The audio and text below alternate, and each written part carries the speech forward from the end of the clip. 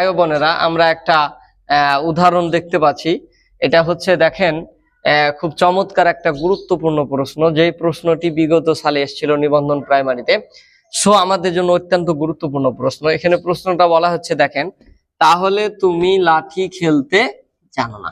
এখন বলা হলো লাঠির নিচে দাগ, আর লাঠিটা কোন কারকে কোন বিভক্তি।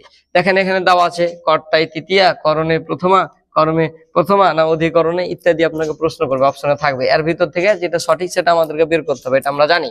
তো এখানে দেখেন লাঠি, তো এই লাঠির নিচে দাগ। তো এখন আমাকে বুঝতে হবে যে লাঠি খেলতে জানো না।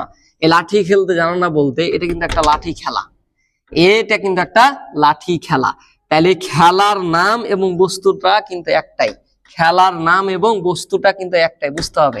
যেমন ফুটবল খেলা, ফুটবল একটা খেলার নাম এবং বস্তুটাও কিন্তু ফুটবল, যে বস্তুটা দিয়ে কিন্তু খেলা যায়। আমরা জানি যে খেলার নাম আর বস্তু যদি আলাদা হয়, যেমন ক্রিকেট, ক্রিকেট খেলা, এই ক্রিকেট খেলাটা কিন্তু আপনার কর্মকারক হবে না, হ্যাঁ কর্মকারক হবে। কারণ কি, যে ক্রিকেট এটা হচ্ছে একটা খেলার নাম, কিন্তু বস্তু আলাদা। ক্রিকেট খেলতে গেলে আপনাকে বল লাগে, আপনাকে ব্যাট লাগে, মানে সরাসরি কিন্তু ক্রিকেটটা খেলা যায় না।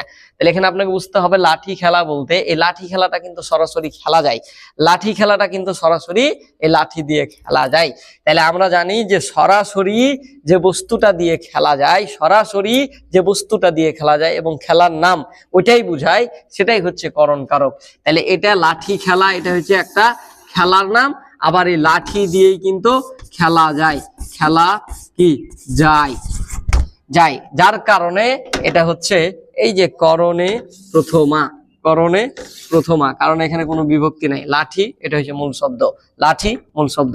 আশা করি আপনারা বুঝতে পারছেন যে তাহলে তুমি লাঠি খেলতে জানো না বলতে এখানে লাঠি খেলতে মানে কি, লাঠি এটা খেলা। আসসালামু আলাইকুম।